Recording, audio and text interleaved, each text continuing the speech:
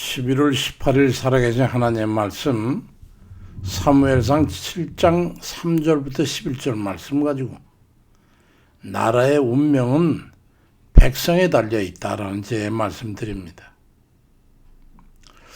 자금의 이 나라에 처해 있는 이 심각한 위기에 대해서 세계가 이제 다 알게 됐습니다.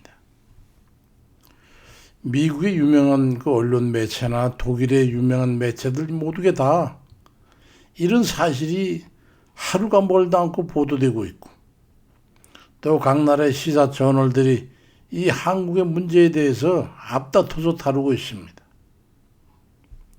당사자인 우리나라만 왜곡된 정치 세력의 꼭두각시가 되어 있는 이 언론들, 이 편파적인 거짓 보도에 따라서 눈과 귀가 가려지고 막혀 있어가지고 너무나 많은 국민들이 속고 있어서 현실이 너무 동떨어진 정치 시작을 갖게 되니까 외국의 유명 언론들이 우려하고 있는 몇 년 전 중국의 무참히 흡수 통합된 수많은 사람의 목숨을 빼앗아가고, 그래서 강제 통합시킨 전철, 바로 홍콩이지.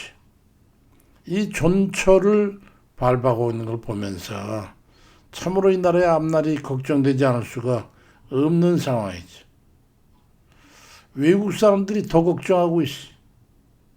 언론에서 보도하고 있지 않거나 거짓 보도를 하고 있어가지고 이 나라 이 국민들은 이 현실정을 잘 알지 못하고 거꾸로 가고 있는 상황이기 때문에 참 이런 웃지 못할 시극적인 일이 벌어지고 있는 겁니다. 나라가 정말 심각한 위기에 처해 있습니다.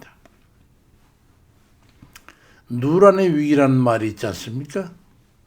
열국지에 보면은 전국시대 위나라 사람 범죄의 이야기가 기록되어 있는데, 위나라에 홀대받던 범죄는 진나라의 인재로 추대돼가지고 섭외가 돼서 가게 됐는데, 그는 가서 재상이 돼가지고 진나라의 상황을 보면서 그가 전부 조사를 마친 그날의 상황을 일컬어서 누란 지위라고 하는 그런 말을 했어요. 누란의 위기와 같다는 이 말은 글자 그대로 풀이하면은 결함을 포개어서 쌓아놓은 그런 것과 같은 위태로움을 뜻하는 말입니다.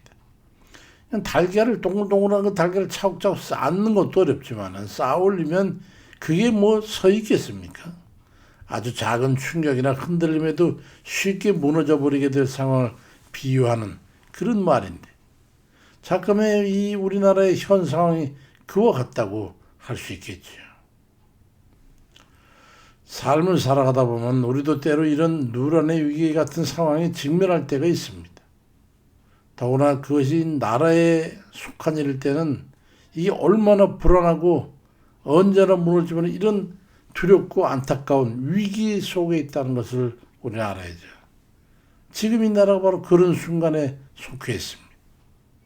그런데 이런 시대적 위기 상황을 아무 이유 없이 임하는 게 아니라는 거예요. 성경이 이를 증거하고 있지 않습니까? 이 백성이 하나님 앞에서의 삶이 잘못되어 있다고 하는 것을 깨달아야 되는데, 하나님의 의로운 저울에 부족하기 때문에 외면당하고 있다고 하는 것을 인식하지 못하고들 있음입니다. 여긴 두 부류의 오인된 유형이 있어.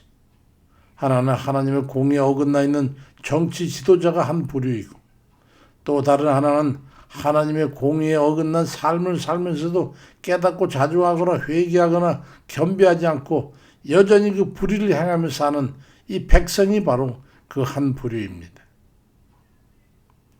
오늘 보면 사무엘상 7장 3절에 보니까 사무엘이 이스라엘 온 족속에게 말하여 이르되, 만일 너희가 전심으로 여호와께 돌아오려거든 이방 신들과 아스다롯을 너희 중에서 제거하여 너희 마음을 여호와께 행하여 그만을 섬겨라. 그리하면 너희를 블레셋 사람의 손에서 건져내실 것이라고 말씀하고 있어요. 이 나라가 지금 얼마나 이단이 극심한지 여러분 잘 아시잖아요. 또 이 백성이 온갖 미신적인 그런 것에 빠져가지고 말이죠. 나라가 어떻게 돌아가는 게 정신이 없을 정도예요. 모두가 바로 하나님 공의의 저울에 따라서 부족함이 있는 거예요. 그래서 이 나라가 이 위기에 처하게 된 겁니다. 다니엘 5장 25절에 기록된 글자는 이것이 곧 메네메네 대결 우바르시니라. 이 글을 해석하면 메네는 하나님이 이미 왕의 나라의 시대를 세워서 그것을 끝나게 하셨다면 나라가 망하게 했다 이 말이에요. 대결은 왕을 저울에 달아보니까 부족함이 보였다며 베레스 우바르시라는 거지. 땅의 나라가 나뉘어서 왕의 나라가 나뉘어서 메대와 바사 사람들에게 준바되었다. 나라가 망해서 다른 공산주의 세력 이런 데 넘어갈 거라고는 이 말을 그냥 자연스럽게 느껴지지 않습니까? 이 시대를 일컬어서 주시는 하나님의 말씀이에요. 하나님의 저울에 따라서 부족함이 보였기 때문에 이 나라가 멸망이 작정되어 있다는 거예요. 거의 다 왔어요. 거의 다 망하게 됐어요. 우리가 지금 각성하지 않으면요, 이 나라는 지금 누란의 위기에 처해 있는 거예요. 풍전등화와도 같은 거예요. 이미 이 나라가 망했다고 2번씩이나 성령께서 말씀하신 거예요. 이거 간과해서는 안 됩니다. 지도자와 백성의 죄책의 결과인 거예요. 우리가 뿌린 씨입니다. 나라에 위기가 오고 문제가 생기는 것은 나라를 이끌어가고 있는 이 정치 지도자 그리고 그 백성이 하나님을 떠나서 범죄했기 때문이에요. 정치 지도자가 부패하고 그 추종자들이 불법과 폐괴함이 도를 넘고 백성들의 정신과 인위적 행위가 주어진 사명을 망각하고 하나님 백성으로의 삶을 살지 못하고 하나님이 명하신 그 사명적인 그 일을 행하지 못함으로 해가지고 하나님의 계명과 명하는 도를 넘어서 범죄할 때 나라의 위난이 발생하는 겁니다. 대표적인 범죄가 바로 성적인 문제. 나는 뭐 남색하는 건 뭐 이미 어제 오늘 얘기가 아니잖아요.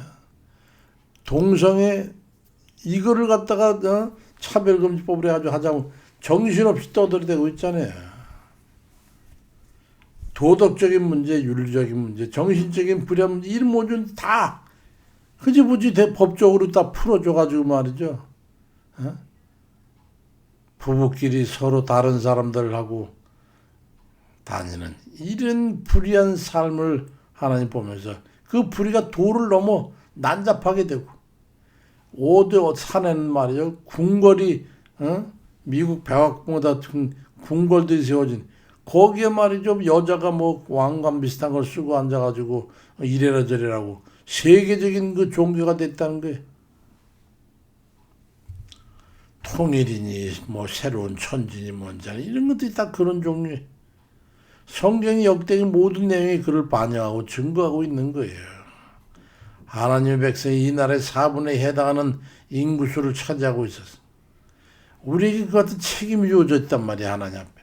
세계적으로 하나님을 경외함으로 성공한 기독교 국가로 상징성을 가지고 있는 이 나라 아니겠어요? 하나님을 경외하고 그 뜻을 따라서 살아야 되는 그런 선한 삶을 그 삶을 이미 다 떠나가지고 말이죠. 방종하고 갑자기 부가 쌓여가지고 퍼먹고 마시고 오직 낮에도 말이죠. 술독에 빠져가지고 이게 우치게 된 나라가 이 모양입니까? 우상숭배, 타락적인 성적 문화, 이단세력의 기승을 부리고 소외된 이들은 여전히 불안과 삶에 대해 두려움을 갖고 있음에도 아무도 거들떠보지도 않고 탐욕과 이기적인 행포는 역대기의 기성세력을 다룰 바 없는 그런 상황이 전개되고 있으니 하나님의 저울에 부족함이 달리게 된 거예요. 그 결과로 우리의 삶이 여기까지 온 겁니다. 그리스도인들은 그럼 어떻게 행동해야 되는 겁니까? 사무엘은 사무엘상 7장 9절에서 사무엘이 온전한 번제를 여호와께 드리고 이스라엘 위에서 여호와께 부르짖음에 여호와께서 응답하셨더라고 말씀하고 있어요. 우리가 기도하지 않으면 이제 넘어지고 쓰러지는 수밖에 없어요. 밟히는 수밖에 없는 거예요. 다른 나라의 일부 속국으로 떨어지게 되는 거예요. 지금 중국의 동북공정이 뭔지 잘 아시지 않습니까? 우리나라가 뭐 자기들의 속국이었다고 그러잖아요. 그걸로 가고 있는 이 나라 지금 전철권에 한번 타보세요.